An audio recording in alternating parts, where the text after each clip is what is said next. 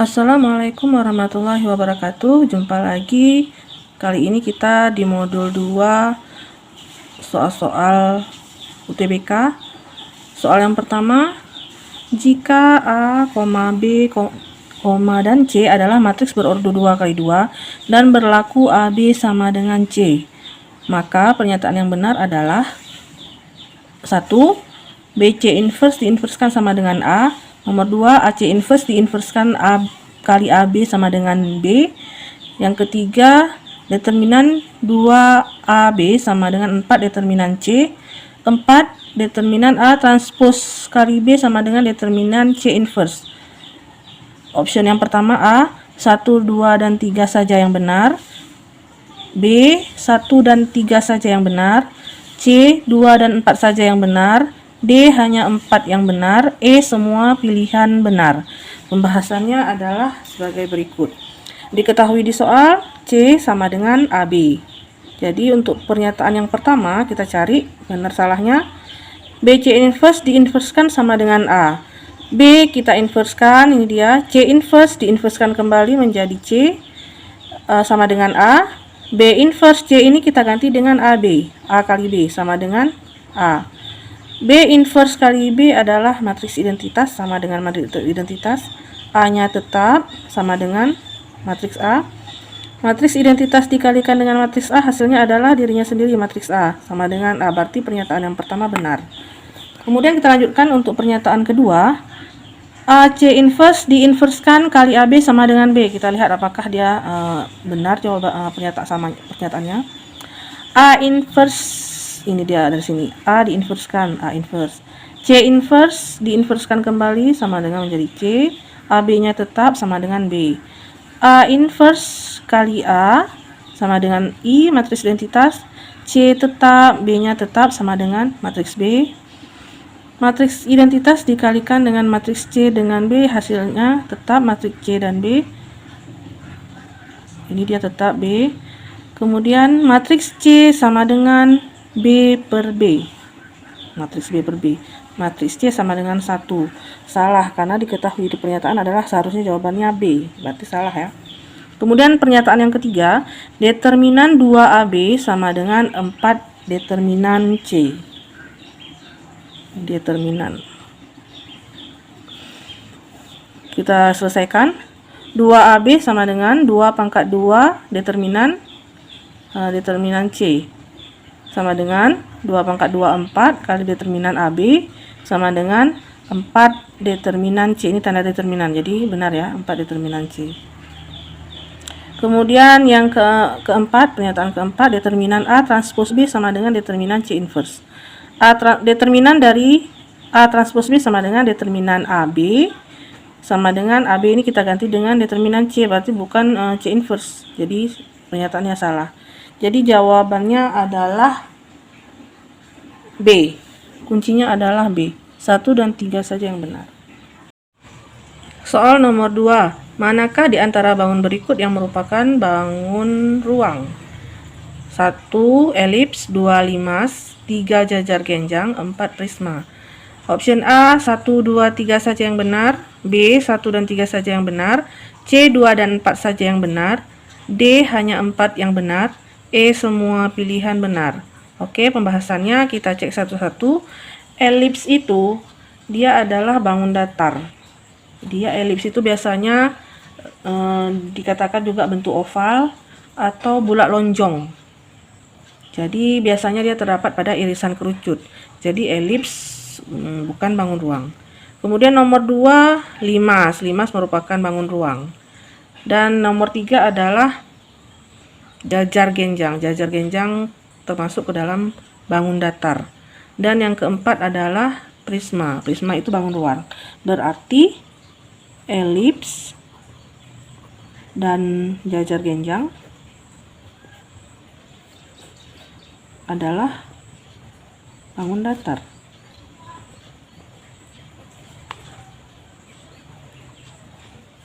Kuncinya adalah C. 2 dan 4 saja yang benar. Soal nomor 3. Sebuah tas berisi 5 buah komik volume 11 sampai 15. buku diambil secara acak dari tas tersebut. Jika yang terambil adalah buku bervolume ganjil, lalu tidak dikembalikan lagi, maka peluang terambilnya komik volume ganjil pada pengambilan berikutnya adalah A 1/2, B 1/3, C 1/4, D 2/3, E 1. Pembahasannya adalah kita lihat banyak komik volume ganjil. Banyak komik volume ganjil. Berarti ada 3. 11, 13, 15. Dan terambil 1. Terambil 1. Maka sisa komiknya 2.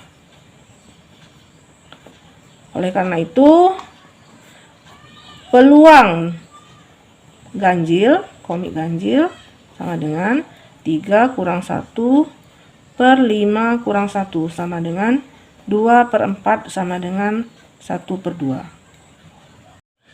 Soal nomor 4. Dalam sebuah kotak terdapat 8 kelereng merah dan 2 kelereng biru. Peluang terambil 3 kelereng merah sekaligus adalah A 9/56, B 11/56, C 4/15, D 2/7, E 7/15. Pembahasannya adalah sebagai berikut. Kita lihat peluang, kita misalkan A peluang kelereng merah, berarti kita lihat jumlahnya NA sama dengan kita kombinasi dari 8 dan 3 karena jumlah kelereng merahnya 8 yang diambil 3.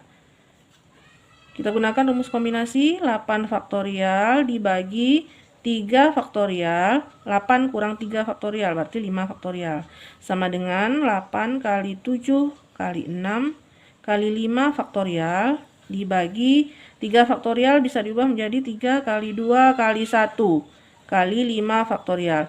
5 faktorial bagi 5 faktorial sama dengan 1. Kita kalikan yang pembilangnya, dapat hasilnya, kita kalikan penyebutnya, dapat hasilnya. Kemudian dibagikan, hasilnya adalah 56.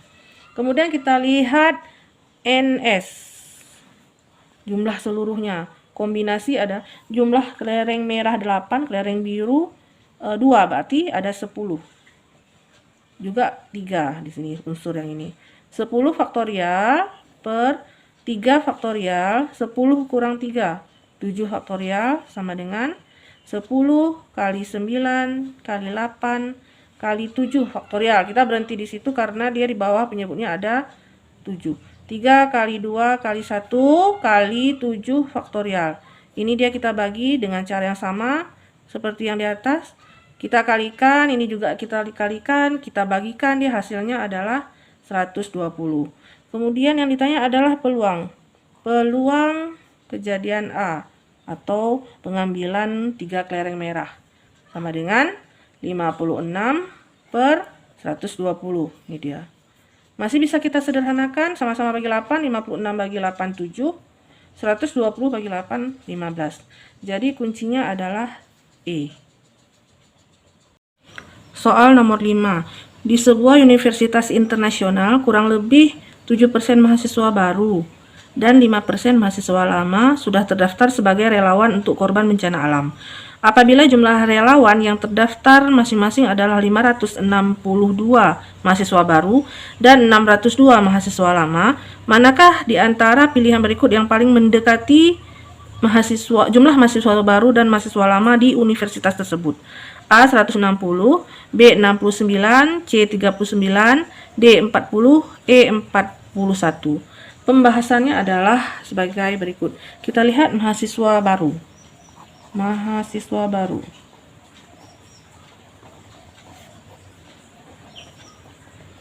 Mahasiswa baru 7%, berarti 7 per 100 dikali dengan jumlahnya adalah 562 mahasiswa baru. 562 kali 7 kita bagi dengan 100, hasilnya 39,34. Atau mau dibagi dulu 100 dikali 7 juga boleh, hasilnya akan sama. Kemudian mahasiswa lama. Sama dengan dia ada katanya 5%, berarti 5/100 dikali dengan 602. 602 jumlah mahasiswa lama. 602. Sama juga dengan mahasiswa baru tadi, boleh dikali 5 dulu dibagi 100, boleh dibagi 100 dulu baru dikali 5. Hasilnya adalah 30,1. Jadi, mahasiswa baru dengan mahasiswa lama 39,34 ditambah 30,1 sama dengan 69,44. Jadi yang paling mendekati di option adalah B, 69.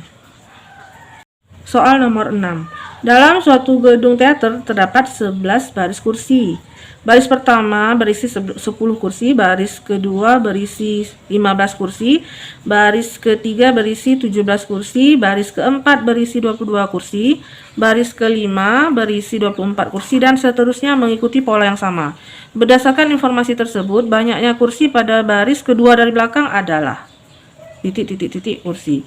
A 31, B 36, C 38, D 43, E 45. Pembahasannya adalah sebagai berikut. Kita mulai dari baris pertama, ada 10 kursi.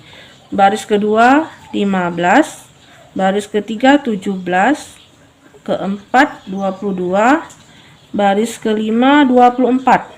Ini sudah ada 5, berarti ini yang ke-6, 7, 8, 9, 10, 11. Karena diketahui di soal 11 kursi. Kita lihat polanya. Dari 10 ke 15, ini tambah 5. Dari 15 ke 17 tambah 2, polanya kita ikuti. 17 ke 22 tambah 5. 22 ke 24 tambah 2. Berarti polanya secara terus-menerus seperti ini. Setelah tambah 2 berarti tambah 5. Tambah 5 berarti di sini 29. Setelah tambah 5 tambah 2, 29 tambah 2, 31. Kemudian kita tambah 5 lagi. 31 tambah 5, 36. Kita lanjutkan, tambah 2, 36 tambah 2, 38. Kita lanjutkan, tambah 5, 43. Dan yang terakhir ke yang ke-11, barisan yang ke-11 kita tambah 2, 45. Jadi pertanyaannya adalah baris kedua dari belakang, berarti ini dia baris pertama, baris kedua, berarti jawabannya adalah D, 43. Soal nomor 7. 2 orang karyawan kantoran mendaftar sebagai peserta asuransi kesehatan dengan besar premi yang sama. Guna membayar premi asuransi tersebut, karyawan A yang memiliki gaji 4 juta rupiah akan dikenakan potongan gaji sebesar 2%, sedangkan karyawan B dikenakan potongan gaji sebesar 4%. Berdasarkan informasi tersebut, besar gaji karyawan B adalah berapa rupiah ya? A 3.500.000, B 3 juta, C 2.500.000, D 2 juta, E 1.500.000. Pembahasannya adalah sebagai berikut. Premi, kita lihat premi asuransi A sama dengan premi asuransi B.